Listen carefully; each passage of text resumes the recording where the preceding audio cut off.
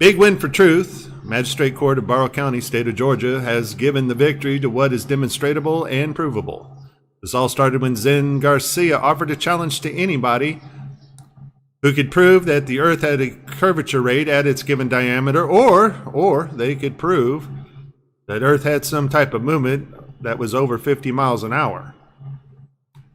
In the court of law, neither one could be proved, which is very interesting because the judge had to decide this case based on the information provided by the litigants.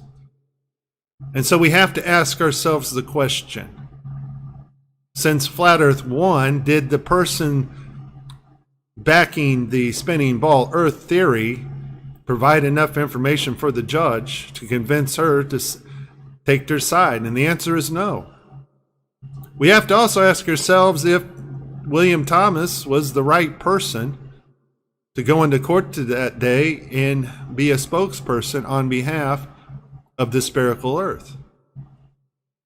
Because whatever happened in court, William Thompson did not impress the judge with the information he provided to collect his $15,000. So for me, this doesn't necessarily prove the shape of the Earth, and this doesn't prove to me that William Thompson had his act together. Maybe he wasn't the best person to go into court that day. But what it does prove to me, and is very telling, and should prove to you, is the absence of all the university professors, the absence of a NASA spokesperson, the absence of a media spokesperson. Maybe CNN could have sent somebody from their science division and slam dunked this case for Globe Earth. All those people are missing. That is the telling thing about this case.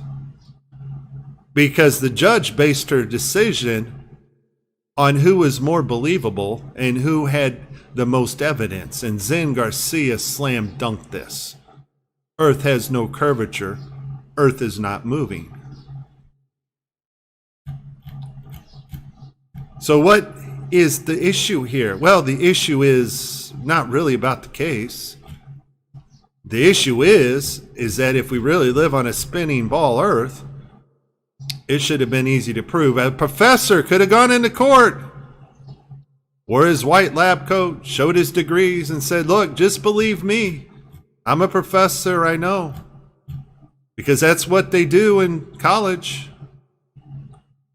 And the kids going to college, spending their hard-earned cash, spending mom and dad's hard-earned cash, taking out loans they'll never repay. Buy into it. Buy into the lies and indoctrination.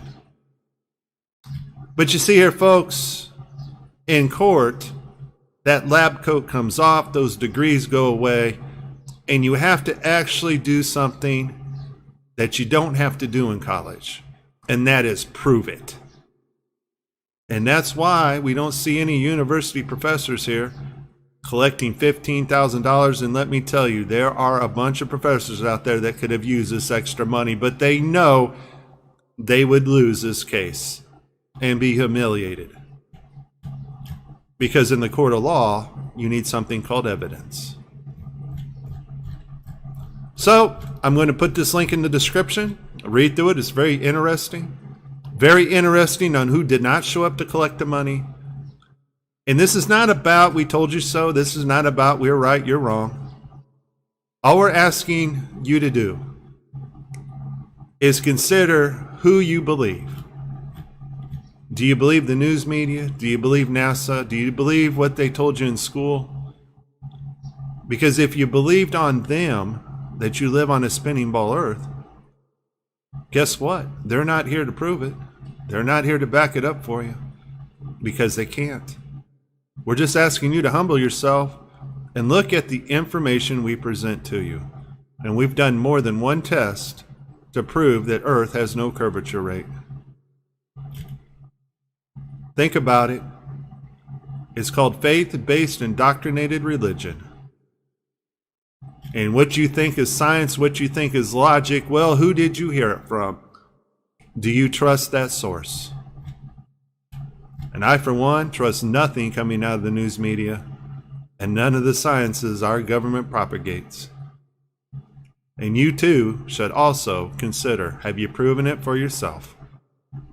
This is Mike. Please like and subscribe and share this video. And the earth remains flat.